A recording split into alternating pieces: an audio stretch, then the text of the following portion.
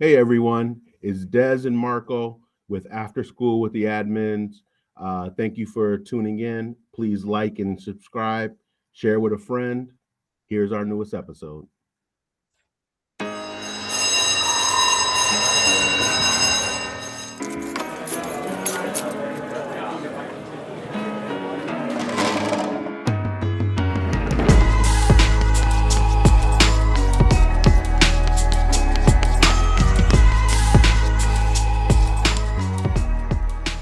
Welcome, everyone, to another episode of After School with the Admins. I'm your host, Marco Torillo, and I'm here with my co-host, Des Caldwell. Good morning, good afternoon, good evening, everyone. So excited to be here today.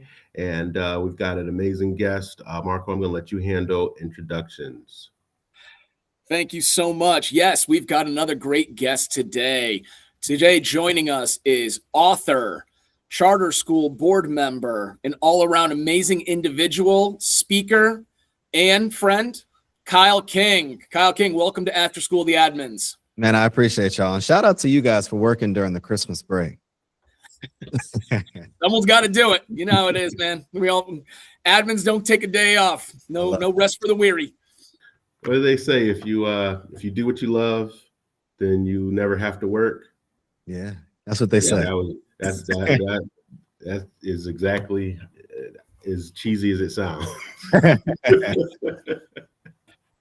Kyle, we love to start every episode when we have our guest on with asking them to just give a little bit about your background and your educational journey and what got you to where you are today in education. No, that's a great question. I've been fortunately asked that question a lot lately. I always used to say that my educational journey started when I first stepped foot in a classroom as a JA Biz instructor in Charlotte, North Carolina. But I believe it started when I was in college. I had the opportunity to go to Ghana for a month. And, it was the slingshot moment that truly transformed the rest of my life. We worked there for a month with a group of students. At the time, I was a finance major, and my degree is in finance and international business. And we had the opportunity to go into one of the schools in the classrooms. And I'll never forget it. We went into the school, and it was some of the most brilliant, focused, intellectual students that I probably have ever seen still to this day. And I remember having a conversation with a student when we were leaving. We were giving them notebooks and paper and all of these different things. And they were just up in arms and so grateful for the little things that we were providing them. And a student came up to me after, and he was like, "Mr. King, what do I have to do to make it to America?" And I was like, "What do you mean?" He was like, "My goal is to make it to America because I know if I can get there, I'll be successful just like you all are." And it immediately brought me to tears. And I came back to America after that. I was a junior in college. And I told myself that I wanted to be the educator that could create this type of student in our educational system here in America, but then also have those types of students be able to move over here. So we created a nonprofit organization at the time, Project Shine. I'm sure we're going to talk about that a little bit today. That stood for Serve, Hope, Inspire, Network, and Empower. And the goal was to enhance the overall educational experiences or expose our students in K-12 education to what's possible.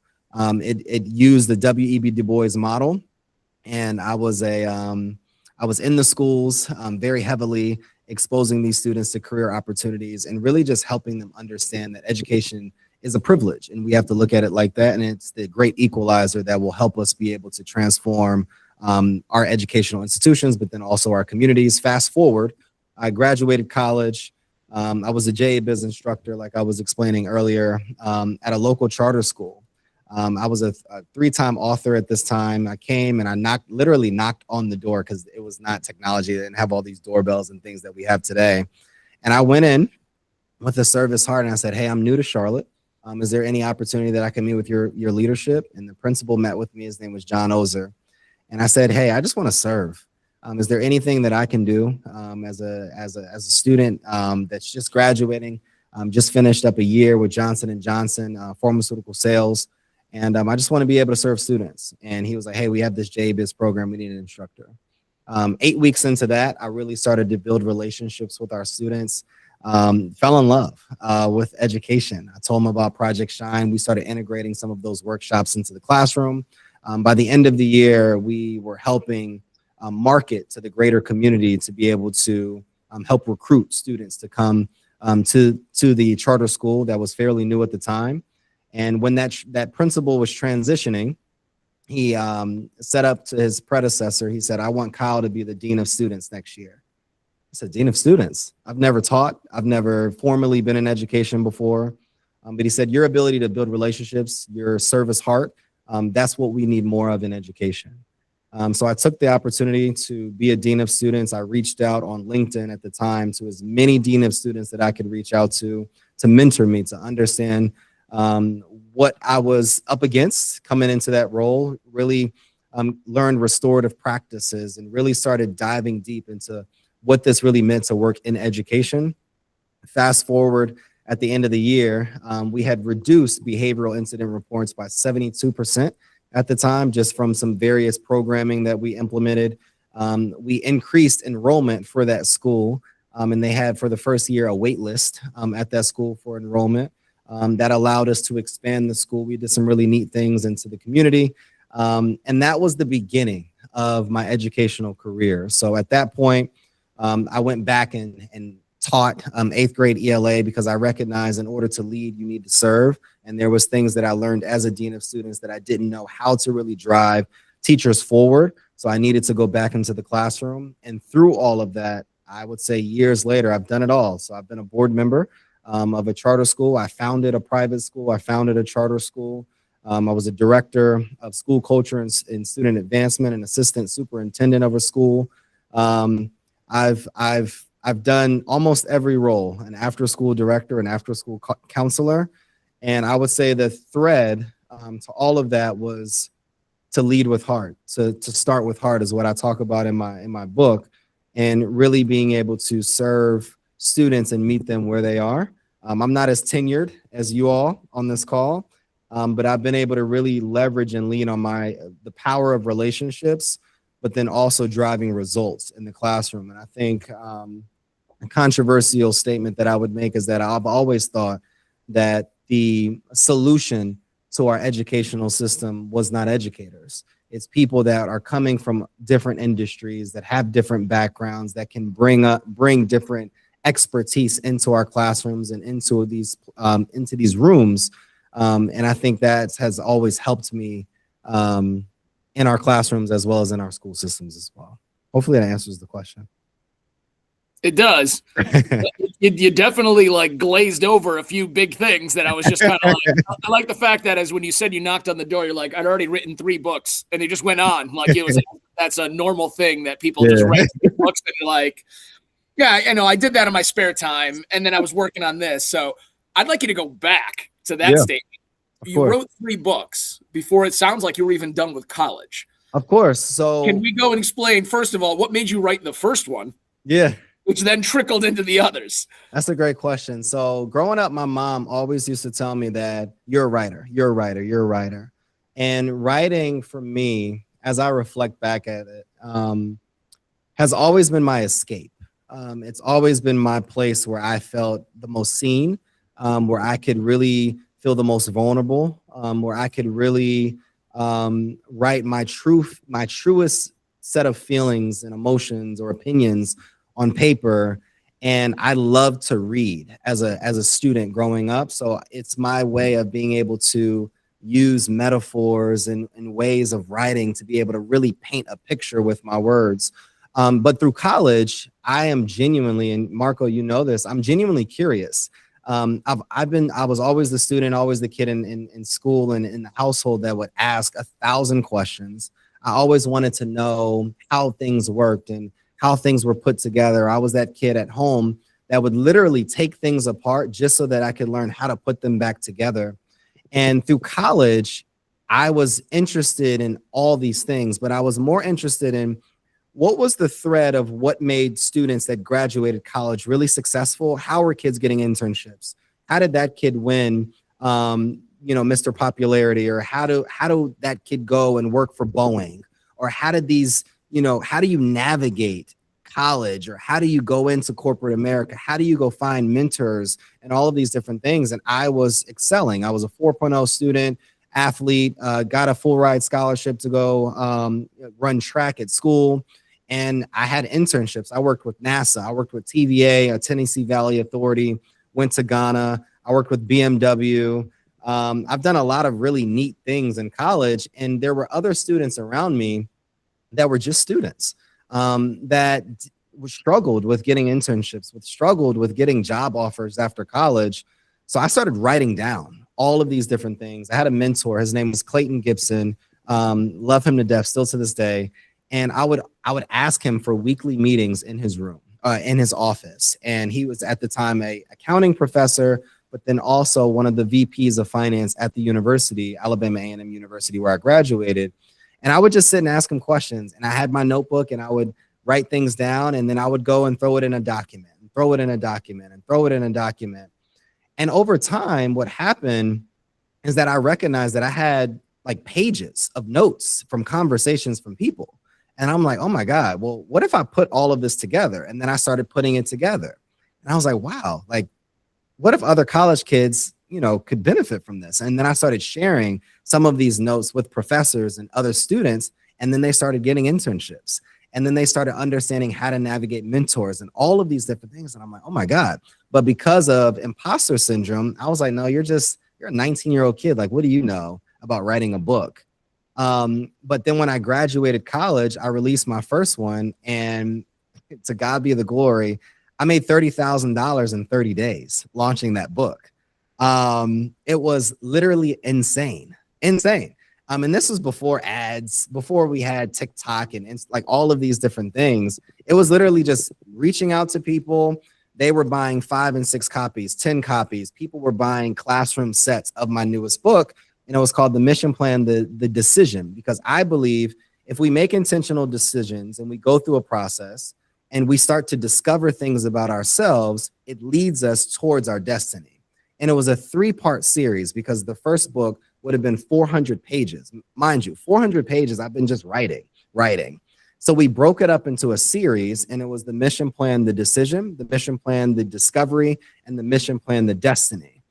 And I launched it, and it was a series. And then this allowed me to start working with schools and speaking at schools and doing different things. And I would go around, and that's the first time that I learned the power of my voice, that I started to feel that I was good enough. And even though, I had this degree and all of these internships, I still never felt that this was my story that I was writing.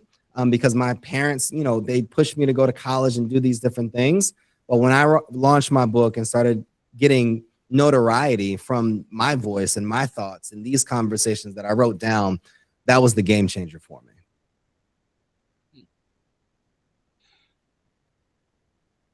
So hearing that, and wondering if that's where the origin of your motto kind of comes from. Yeah. You have a statement that you like to live by that is, your current situation doesn't define your potential. Want to go a little bit into that? Because that sounds like that's where some of this might be coming from. That's a great question. I think, all my life, I felt like I was average. I felt like I did just good enough to get good grades in high school. I felt like I did just a good enough job to get a full ride at a HBCU. I feel like if I never really pushed to the best of my ability to go to the Ivy League, to go and put myself out there for anything. And I felt like even in high school, I felt like I skated through. It was never a challenge for me. And I excelled by staying mediocre and doing just enough. I felt like my 60% was better than majority of people's 100%. And I say that because it wasn't until I graduated college and recognized that, yes, you have this story and yes, you have these things, but there are other students out here that are just as good. There are other students out here that have these Ivy League degrees and all of these different things. So when I left Georgia, where I was working with Johnson & Johnson through Janssen Pharmaceuticals, I went to Charlotte, North Carolina, where my son was. And before, when I initially made the initial 30,000, I blew it. It was the first time that I had that much money. You're buying clothes, you're doing different things. And so then I moved to Charlotte And then you recognize for the first time in your life, you have real bills, you have real responsibilities, and you have real challenges. And now you're really held accountable to a higher standard. And at that time, I was living with a friend of mine on an air mattress in his additional bedroom with a hole in it because we had nothing. I blew through everything that I had. And my parents cut me off at the time. So being on an air mattress with a hole, and I have a picture that I posted a few months ago about like where I was at that time. I knew that there was more to my story because through my story, there were always glimpses of success. You got this full ride. You won a 200-meter race in college. You wrote this book. You got awarded in college. You did this speaking engagement. But what I struggled with was consistency.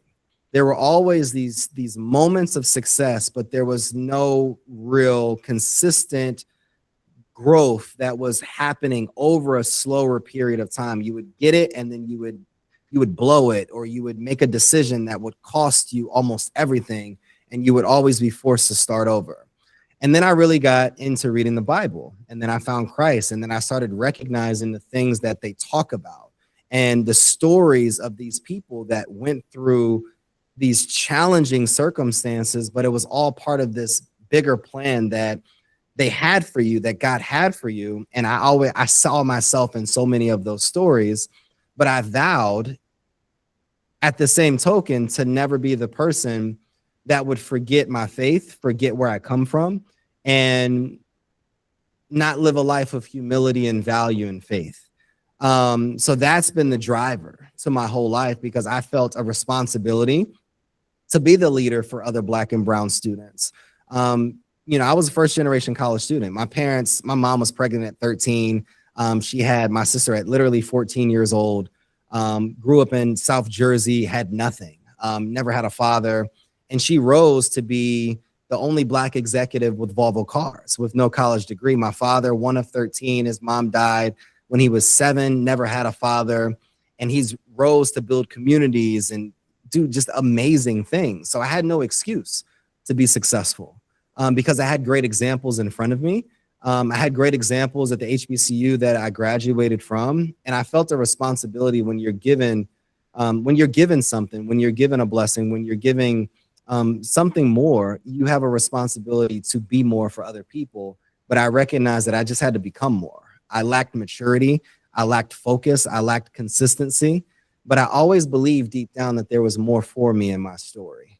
So it's still a driver today. We all experience challenges, but the thread for me has always been like, look, God still has more for you. God still is not done with you. And even if we experience challenges or down months in the business or relational issues, I genuinely have built a belief in my heart and in my spirit and in my mind but there's still more to come. There's still better. I'm listening to you talk about your past and your ups and downs with it. I guess the question that comes to mind thinking about that is, how do you make that stop and understand, like, I've got to move forward in that direction? Like, you're telling, you have your faith, you have those pieces that brought you to it. But I guess my question I have is, because, you went from like your version of mediocre, which, and I say it that way only because every person's got their own version of what mediocre is to them. Yeah. Like we were kind of just talking about this in a prior podcast about what is one person's down is another person's up. That's true. So where you look at yourself and you're thinking of the fact of the matter of that, like, I just skidding by for you could have been like honor roll for another kid. Yeah. Or like, their experiences where you're like, no. Skidding by was honor roll for every kid. Like don't glaze over that. Like just squeezing by, like doing minimum was 4.0. Right? Squeezing by doing minimum was, I get to go to college for free because I am seen as such an outstanding athlete that, people are asking me to come represent and put their name on my chest. Yeah. Right. And so for me, I'm listening and I'm like, I heard you use imposter. Right. Which, I've definitely felt Mhm. like I was an imposter many times over the course of my career. But there's something to be said about my minimum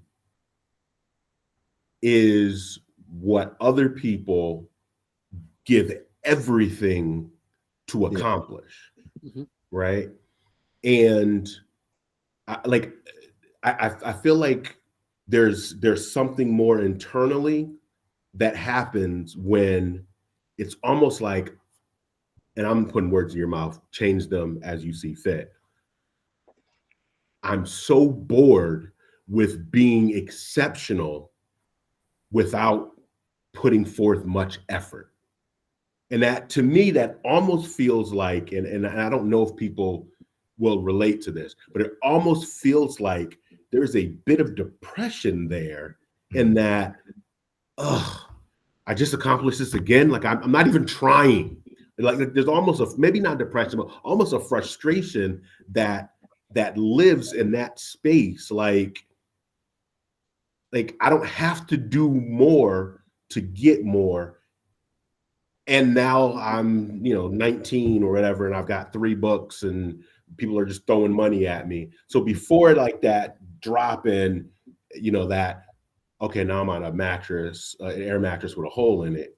Like prior to that, I guess I'm still trying to sort of navigate, because I've never been there. Like I've been exceptional in many situations, but I promised I worked for it.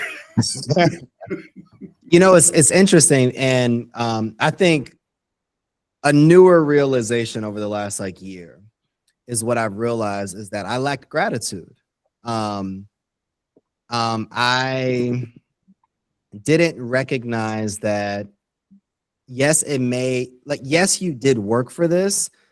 But you're gifted in these, I've always been able to operate in my gift. And what's happened is when you're operating in your gift, it flows for you.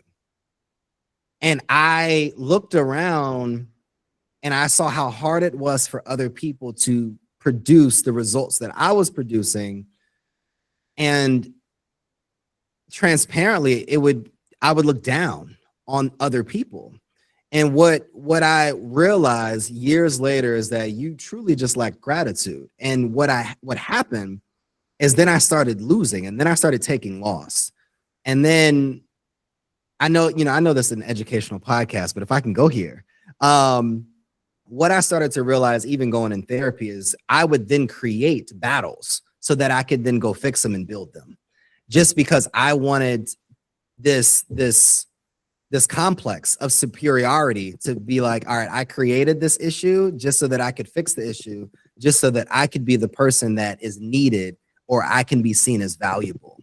So there were a lot of other things that needed to be unpacked. And that's what I talk about all the time in regards to leadership. In order for you to lead well, you have to be well, but in order for you to impact, you have to unpack. So there was a lot of unpacking that I had to go through to realize, why are you making these same decisions? Why are you causing these problems? Why are you not just humbling yourself and recognizing, Kyle, you have a real gift to develop things or do these types of things? And rather than looking down, maybe, just maybe, you've been given the opportunity or the platform to help other people do it and impact in this way. I have conversations with people still after I sold my publishing company last year. It got acquired last January of last year. And people ask me all the time, how do you publish a book? I've been working on this thing for a year. I'm just like, it's not that difficult. You just do this. And when I say it, it's like I'm speaking another language, but then I have to slow it down to no, Kyle, this is just how your mind works. So I think the more that I've taken the time to empathize with other people and learn where these things are coming from and unpack my own story and humble myself and really just be grateful for the gifts and the talents that I've been given, it's allowed me to accelerate, but then also be a lot more consistent. Mm-hmm. I think you're honestly saying, though, what educators and what students go through on a daily basis too. So when you said, am I going there? I know this is an educational podcast. It still is, because what you just said is what educators go through on a daily basis. Yeah. There are times educators will start problems, not realizing they're doing it because they think that's what they need to do to rebuild, to get the students where they need them to be.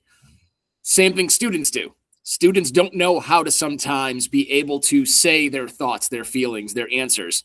So confrontation is the best form of it because it's the easiest way to express communication. Might not be the positive way of doing it, but they'll find a way to get it out, and then they have to work their way back. Yeah. And I think you're saying those parts to it.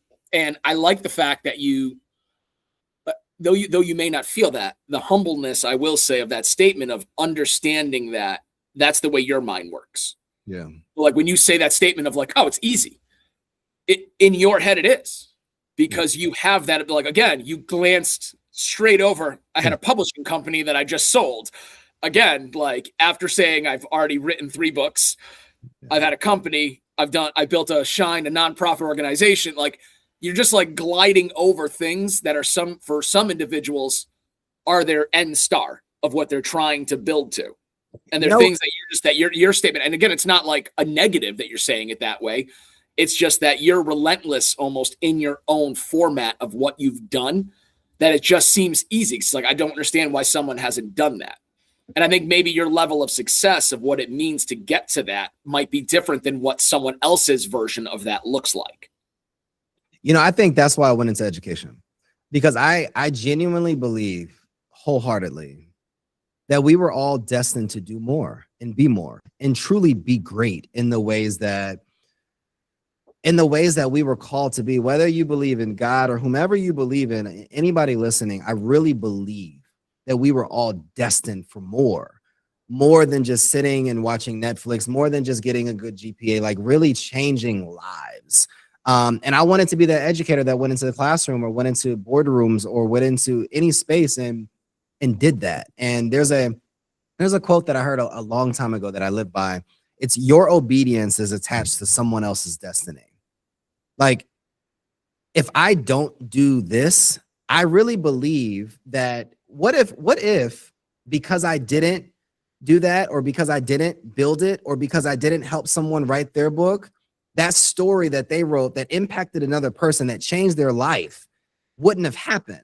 Now, I'm not saying that it's because of me and I'm so arrogant and I'm so important, but I truly believe that we are put on this world to do more than the things that we're doing, to be more than just a parent, to be more than just a teacher. And I feel like we truly all, everyone listening, regardless of the circumstance that you're in, we were given something. And I want to exhaust as much as I've been given, because if today was my last day, I would be able to say that, look, I have books that my 2-year-old and 9-year-old can read that I've written that can give them a game plan or a roadmap on how to do it. I've built a business that has capital that now they can be able to live and do different things so that they can, I've built some type of structure or values, or have created something where I can leave behind that has impacted someone. And I just think we take our lives for granted. And I don't know if this was instilled in me by my dad, because he's all about just like, if he's the ultimate competitor. And he always would say to me, like, if winning isn't important, why are we keeping score? And it lived with me as an athlete. Like, why are we doing what we're doing if success isn't important, or if impact is not important, or like, I'm not just going to teach every single day to follow a lesson plan. I'm really going in here as a teacher to pull back CJ, like, all right, CJ, I know you want to do this, but you're really gifted in this. Let me give you this book, but let me also teach you how to read this book. Let me take you to this museum so that I can show you how that happens, so that I can be the spark in a student's life that really changes that student's life forever. I really believe that.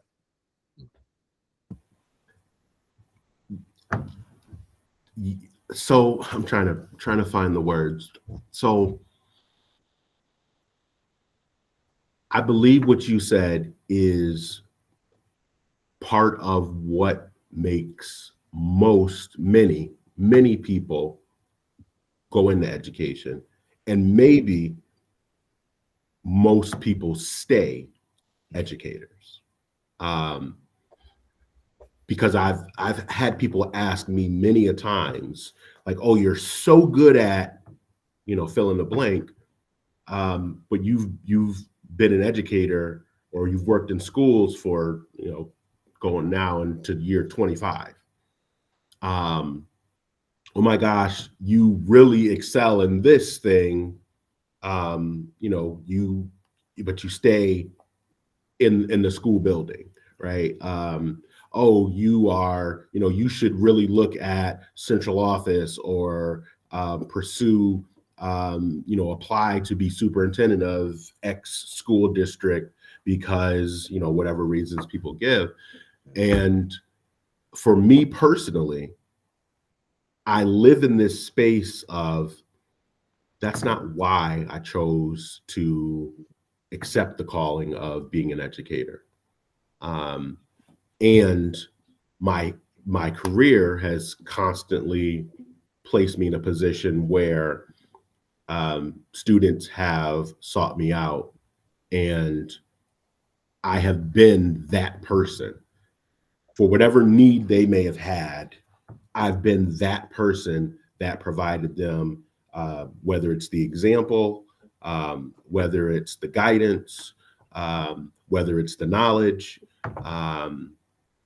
whether it's the visual of something being possible for a child, where I'm the only person that looks like I look. Yeah. And that was the thing that really helped the student through, that my life experiences related to their experiences in such a way that they recognize that it is possible.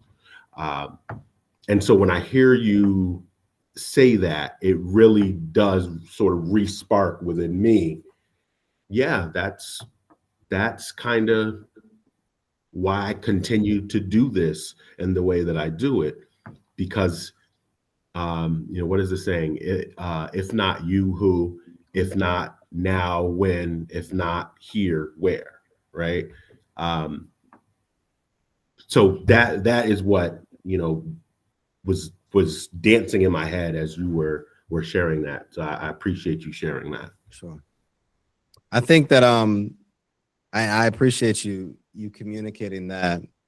That's the same reason that I went into education. I think is the same reason that I stepped out of the classroom, because I recognize that, like, my current company, the Culture Lab, I founded.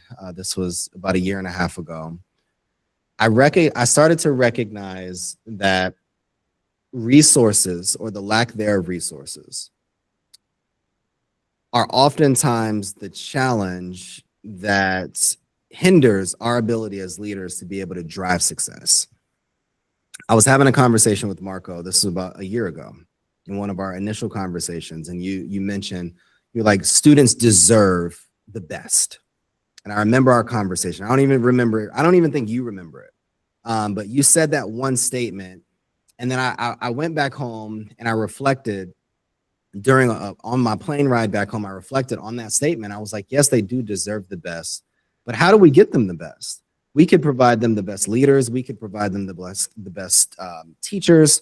But if we have a resource or a misappropriation of resources or funds, or our teachers are working 2 and 3 jobs and then still having to lesson plan and all of these different things, if our leaders are depleted and all of these different things, then how can I build a company that can teach schools and organizations how to go allocate and find resources?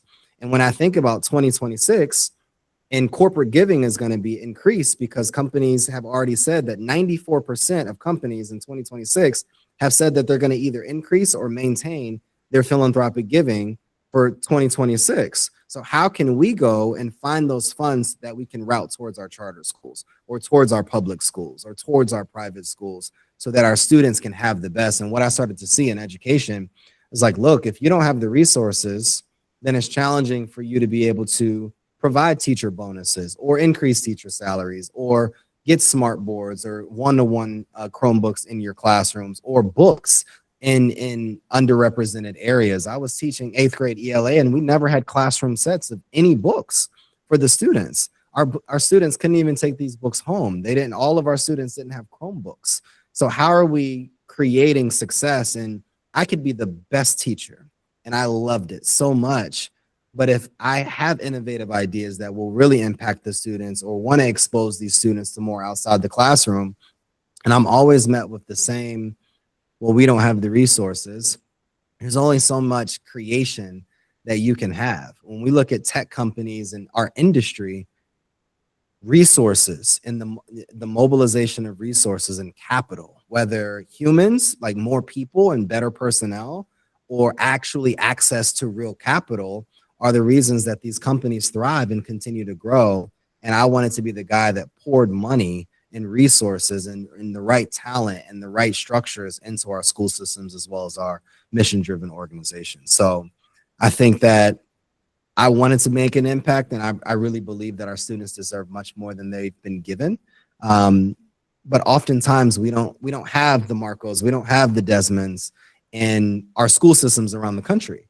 So what do if we can't duplicate you all and multiply you across the nation? Or I may be able to multiply you, but it may cost $20,000. And if I don't have the $20,000 to bring you in to coach and train my teachers or coach and train my leaders, then what are we left with? We're left with mediocrity. We're left with average, and our students deserve more than average.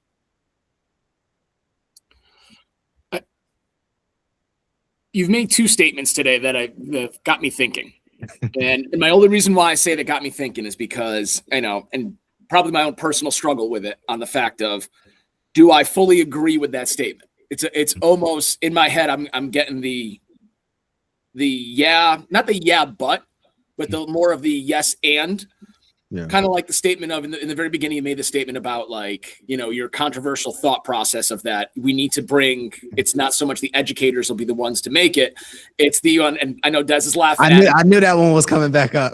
No, it's not a bad thing, I guess, because I look at that. I don't disagree with that statement. There's parts of it I do, but I'll say the fact of, yes, we do need those outside companies. We need people to see and be able to look into those jobs and see it, for a person who's never understood what a person does at a big tech school, a big tech program, or a person who doesn't even understand what welding, saying that just the variety of the jobs, getting an opportunity to look in and see it, or getting a chance to see themselves in it. They see a person who looks just like them doing that job.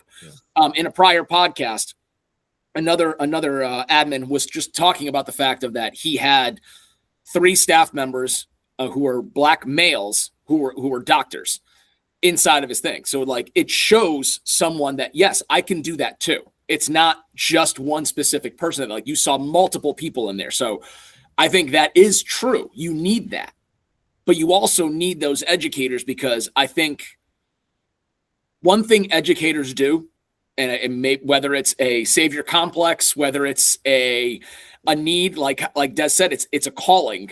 They're individuals that will find a way to help others see the potential in themselves when others can't. And I don't know if you get that always from those outside people looking in, because those outside people looking in, a lot of the times who are coming in them, love the passion of the position, love the passion of the actual thing they're doing. They may not know how to get that student to spark it in themselves, or to find that belief, or nudge them in that direction. That's where those educators are important. And I think that's that one component missing from your statement in my mind. And I'll say it that way. I'm not putting words into your mouth. I'll just say my feeling on that statement is that piece right there is the one thing that you need to make work and make happen and to make sure it thrives. So I think that's kind of like that first part, thinking about what you were saying with it was there. I think the second part is that resources absolutely are extremely important. I think we all need resources, but you also need to know how to use those resources, because you can be given tons of money. You can be given books, but if they're the wrong books, they're not the right ones. They're the books that I think are what kids need, not what kids really need. Exactly. Or if it's the wrong type of things that kids don't need at this time period, or I don't know how to send it out to the right things to make sure they're going and they're going to be fruitful in their actions, it can be just as detrimental as not having it at all. Yeah. Tagging in Des, because I have a feeling he's got something to say on this one too. Well, Yeah, because I'm sure those who have listened to me long enough were like, yeah, you just gave them a pass with the outside business folks. But I will say that I've been doing this long enough that, and I've helped build enough schools and specifically specific types of programs within schools to be able to say that I know some of the things that I don't know.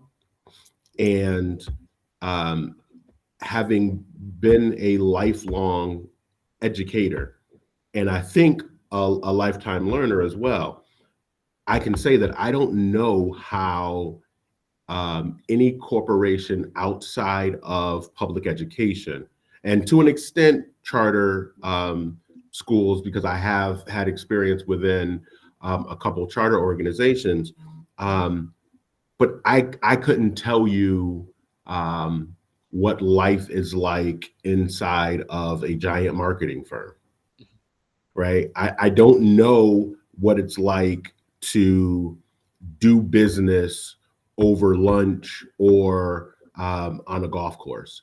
But my understanding is that is very big in corporate circles, right? And so not all of my students want to be educators. Frankly, not enough, right? And so that statement twofold, I had to think about, and I had to think about it on mute because sometimes I think out loud. But I had to think about, number one, if we have a shortage of qualified educators, then the educators that we need to fill the positions that are available, they're going to come from other industries. And so if for no other reason, we need people from other industries to fill the void that we have. But number two, I think back on a school where I was principal that had an environmental sciences theme. As a principal, I was not in the environmental sciences.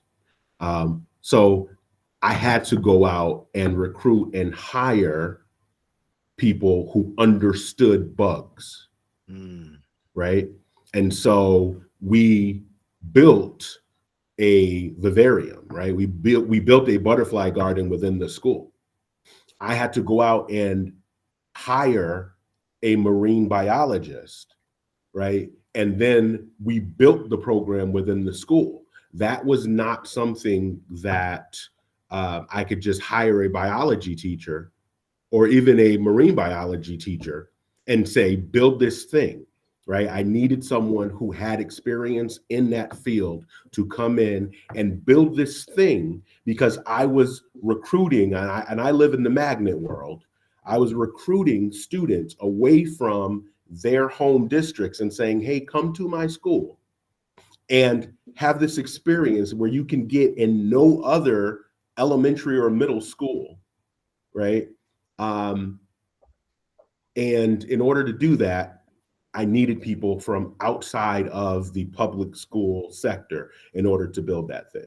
So while I am in no way a proponent of, hey, bring in people with MBAs to come and become principals and superintendents, because, whatever, I absolutely could not stand by and say that the education world, specifically public education, can't benefit from these other folks coming in and sharing, because especially for those of us who have just spent our lives in school buildings and maybe even central office, we don't have that experience, that expertise. And even if we, go home to partners who live in those spaces, it is not the same in being able to prepare our students from what I believe is the safety of a very particular type of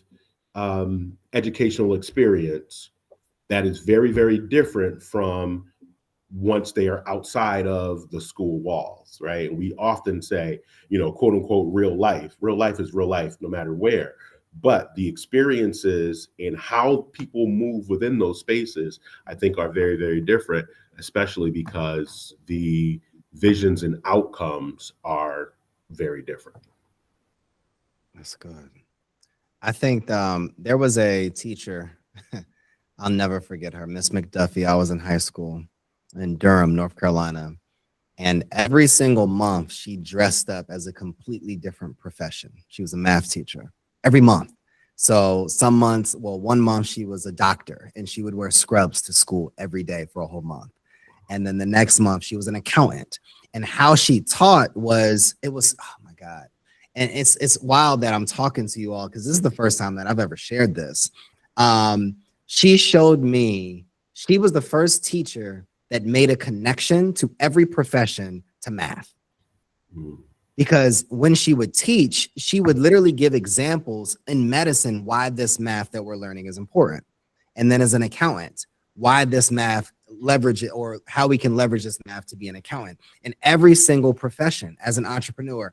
And I remember it because that was the first teacher that connected it to the real world.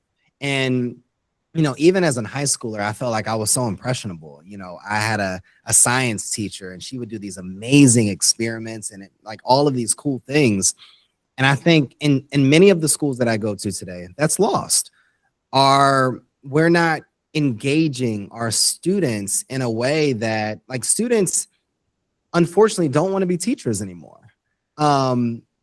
And we're not creating a pipeline of students that are saying in a social studies or in an ELA class, what do you want to be, Marco? Well, I want to be you. I want to be a teacher. I want to do your job. You know, students are saying they want to be influencers and TikTokers or doctors or whatever the case may be. So why aren't we connecting with the leaders at a social media company and integrating our curriculums with algorithms so that we can be teaching in our classrooms and integrating these things so students can learn the back end of these things? Why aren't we teaching students want to learn how to make money online? Well, we can integrate that in a way. Our students, we're playing defense oftentimes as educators. All right, well, there's an AI revolution happening right now where AI is everywhere, but ChatGPT is not the only AI platform. You know, there's 40 or 50,000 platforms, AI platforms out there. Why are we only finding ways to cut off students from using it in writing their papers? Why aren't we having students leverage it and use it? And all right, well, this is the prompt that we're using because there's certain jobs in 5 to 7 years, like prompt engineering is hot on my mind right now, that are going to be happening and we're not going to have the skills, especially in our Black and brown communities, to be able to fill a lot of these jobs because we're playing defense. We're avoiding these various things that are happening.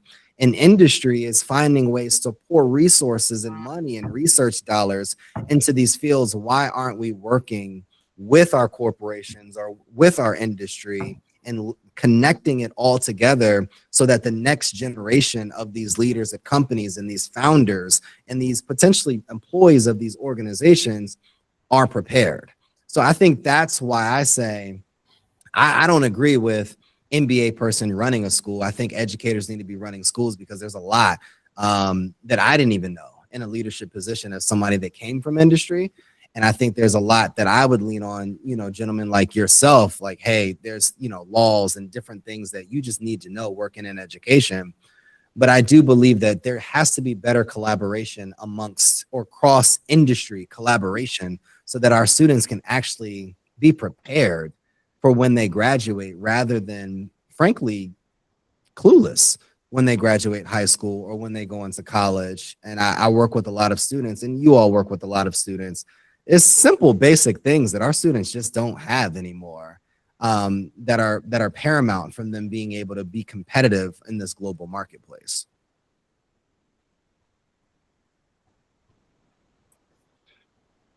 Shift gears a little bit. Tell us about your newest book that you just wrote. Oh yeah, Contagious Culture, creating an ecosystem. I was an 8th grade ELA teacher, and I was working mentor of mine, Dr. Lorenzo Johnson, love him to death. And he was saying, Kyle, your belief in your students is contagious. I was like, I like that.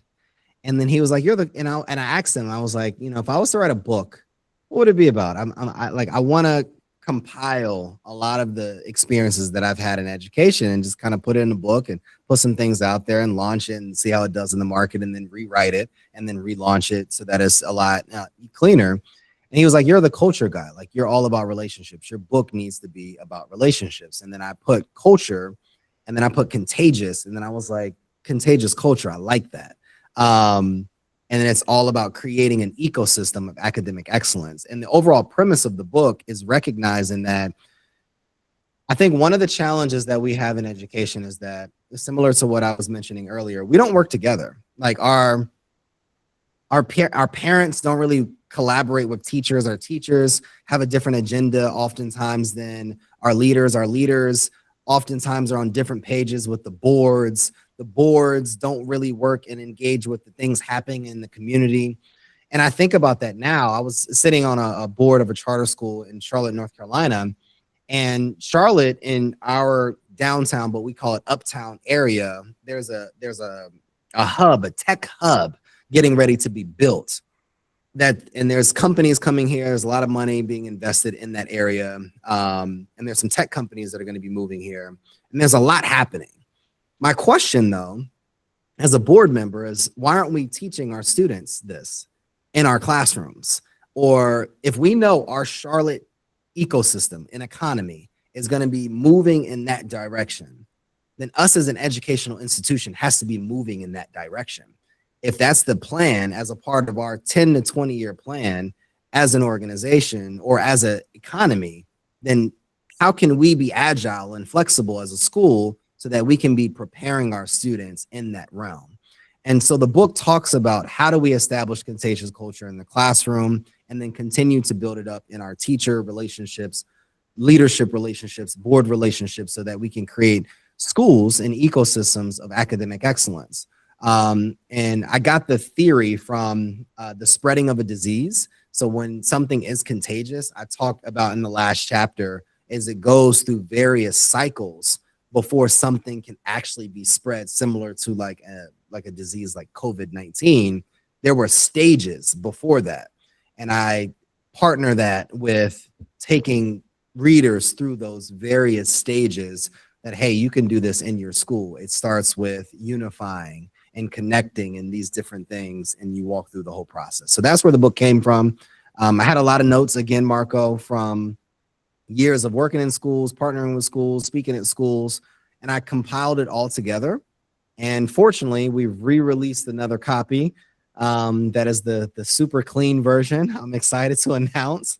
And it's been featured in districts from the country. I've done many speaking engagements on contagious culture and how we build and how we create an ecosystem of academic excellence. And I'm excited to continue to do this work, because one of the threads that I see, or one of the challenges that I see in schools, is that, look, we do a great job as educators we're passionate, we're driven, we do a great job, like you were mentioning, Marco, earlier. We extract information from students to be able to really understand how to pull it out of them, to drive them forward. We're unified, we're bought into really being able to make a change.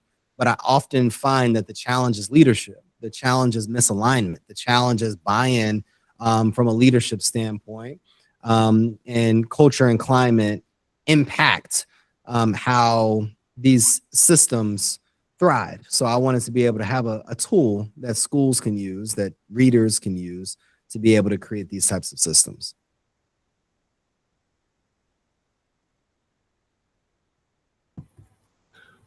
So, not to have people sidestep reading the book, make that clear. All right, everyone, go out, get the book. How would, as an educator,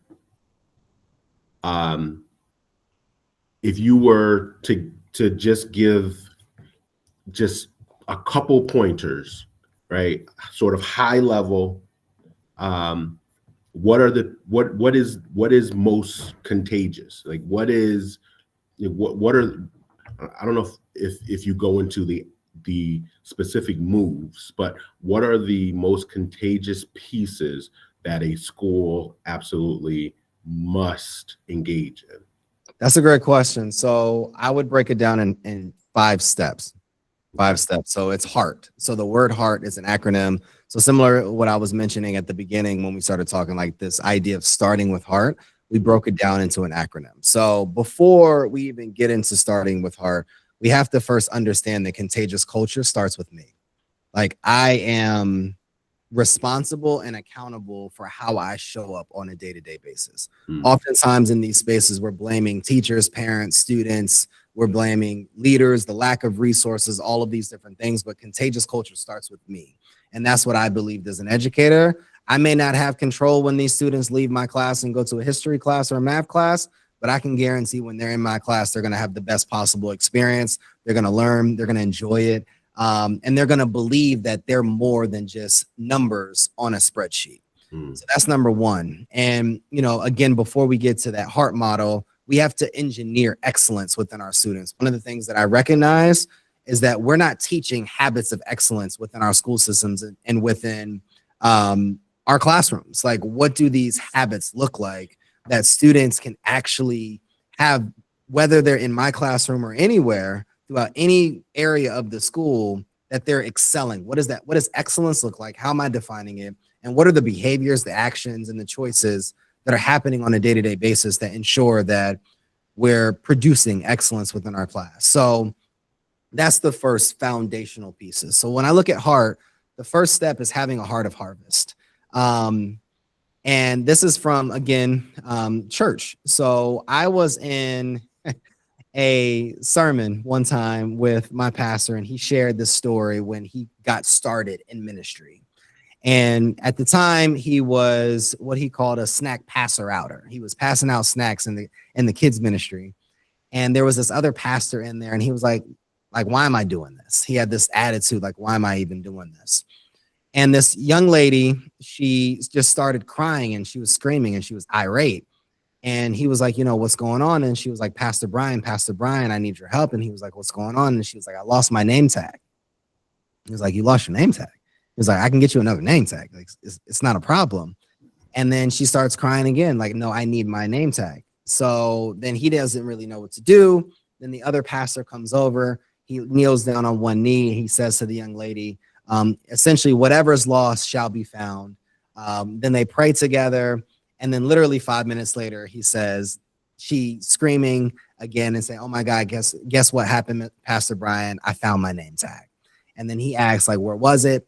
And it was under the seat where she was sitting. And he talked about this idea that oftentimes we come into spaces and we're volunteering, but we're not really serving. We have the wrong heart posture in how we show up in these spaces. So before we get into anything, strategy, moves, all of that, we have to have the heart posture that our students can actually improve, that teachers actually want to be here, that I'm the leader that can make a change within our classroom. Like, we have to check ourselves. And again, going back to contagious culture starts with me, we have to have a heart of harvest, or a heart posture that is one that I'm every single day going to plant a seed that I may not even see the harvest. I may not even see the growth, but every day I'm showing up and I'm going to plant a seed into somebody that's going to grow eventually. And then we have to expose students to what's possible. I think one of the things that I've seen across the nation that's really, really great is educators, leaders, change makers that are exposing students to their ideal careers, not just what the curriculum is allowing them to learn. Students or educators that are going above and beyond and integrating hip hop in their classrooms just to be able to relate to their students. Educators that are inviting corporate professionals in the classrooms to expose those students to what's possible, so that we could be able to peel back what our students actually want, and then be able to differentiate our learning environment so that we can ensure that we're tracing a success plan for these students. And then the A is activating students' genius. I feel like every student has a genius, has a gift. They just need to be pushed. And that kind of goes back to exposing students to what's possible, but activating a student's genius and really identifying, similar to what Ms. McDuffie did in class, connecting your lesson to the various things that students want, connecting your environment to what students care about. and then actually taking the time to understand your students enough and build those crucial relationships with those kids so that you can understand how to communicate. How one of the things that my dad did great as a coach is that he coached his different players completely differently. You can maybe push and scream at another student, and that may motivate them to go harder. You may have to be a little bit softer with another student. You may understand how to connect, or again, it's that relationship piece at the beginning. And then relevancy. So that's the R. Cultural relevancy is critical to engagement. I talk about this all the time. We need to be able to have spaces that all students are seeing, all students are seen, all students are valued, all students are respected.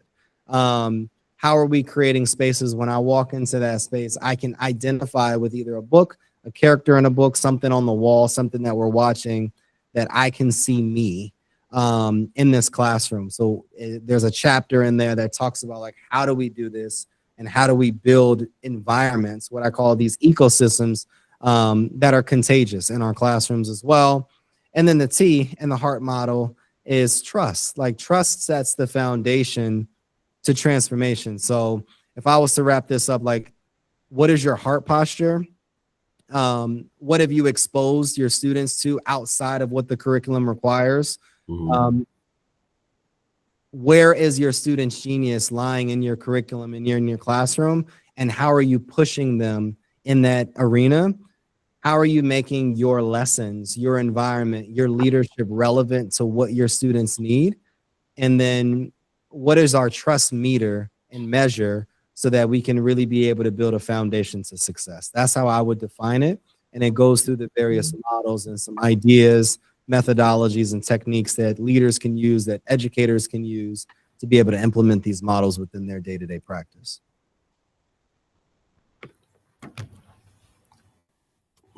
Have you thought about, or maybe it's already there, but a version for educators specific to their interactions? So I'm thinking of school administrators in particular, but maybe central office folks as well, and their interactions with teachers. I have not. I talk about it. I touch on it a bit, but I haven't. And that is something that I need to, I'm going to write that down now. I appreciate that. Sounds like your lab might be in the works right now. No, definitely. I haven't.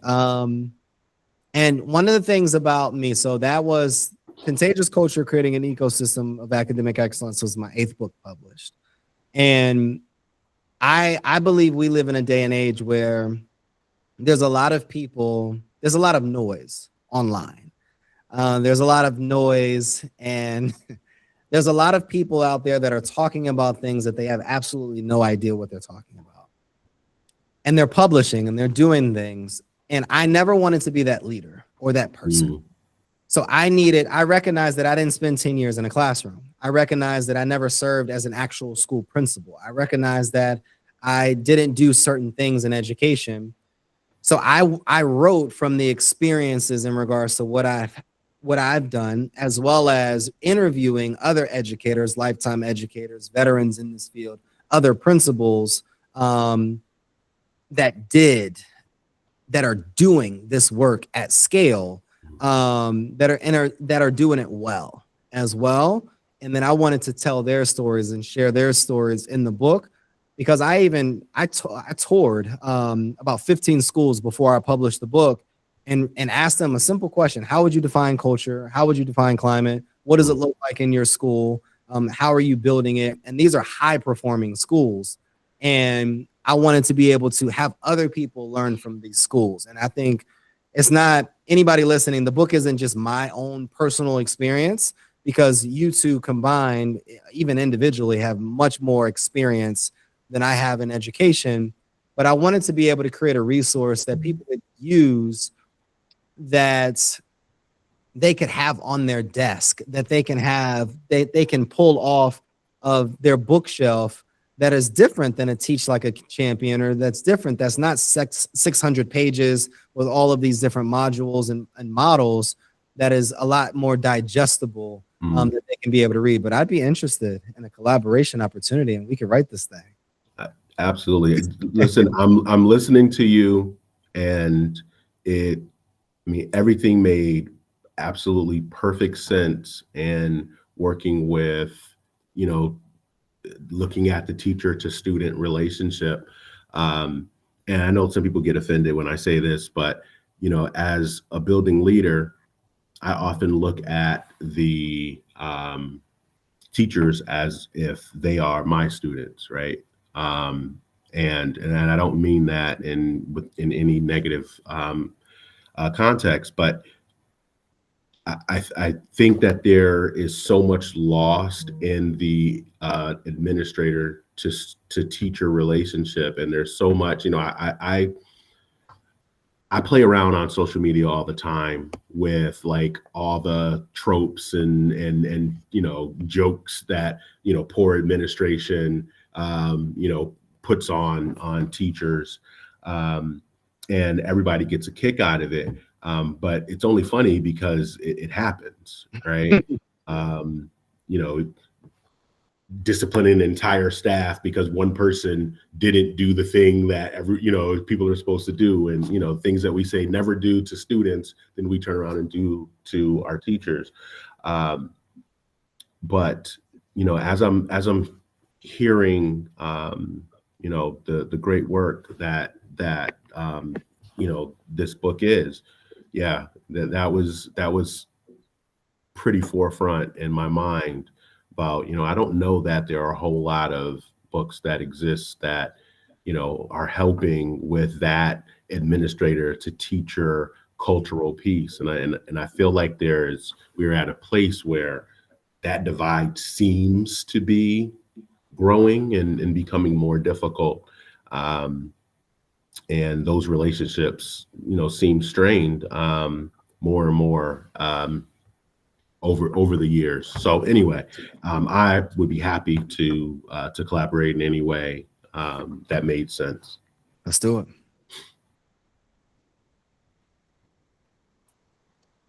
Oh, well, I got to say, first of all, love the conversation today, because even if we had our moments in it that are disagreements, they still actually were good conversations, even pieces to it, because I think it actually got valuable points across. I also love the fact of when you brought out the statement about it's planting seeds that you may not see grow, because hearing that always makes me think back to Hamilton when he says about what is legacy, and he says that exact statement of legacy is planting seeds you may never see grow. But the fact of the matter is just knowing that you planted those and seeing what you can do to help someone else. And I think that's a major aspect of education. There are so many kids that and even adults that we have helped in some way that you'll never, ever know.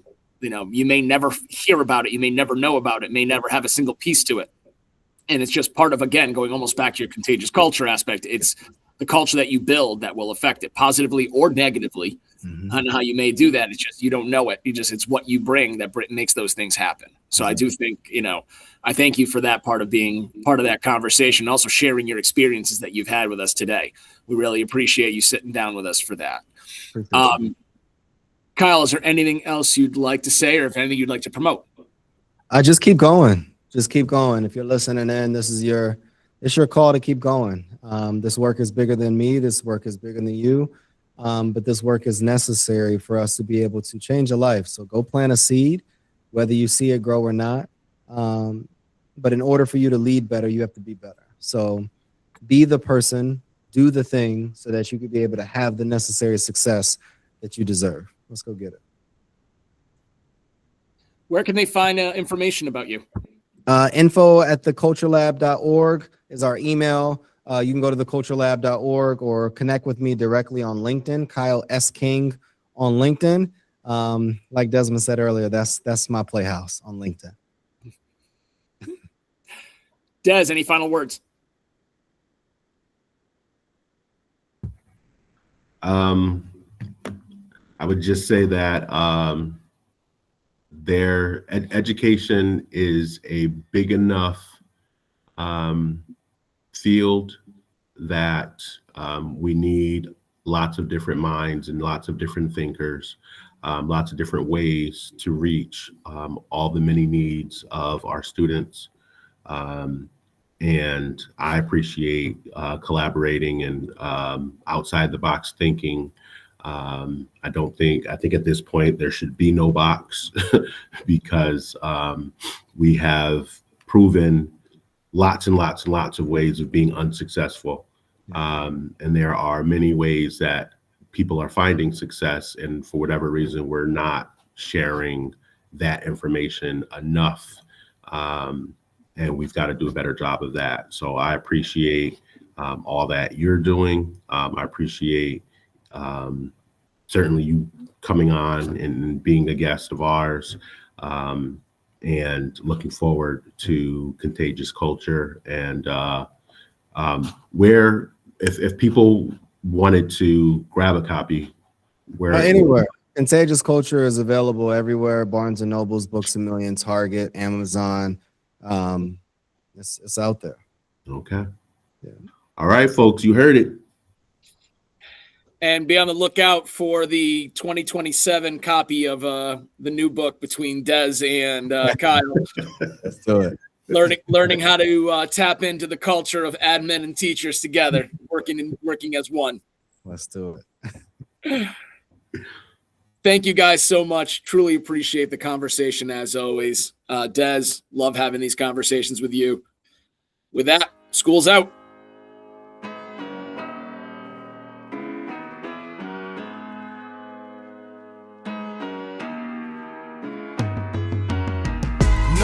You all will be missed. Until then, I gotta blow you a kiss. Until we meet again on that other side, this my rhyme. We all love you to the end of this time, always. Know this, you all will be missed. Until then, I gotta blow you a kiss. Until we meet again on that other side, this my rhyme. We all love you to the end of this time, always.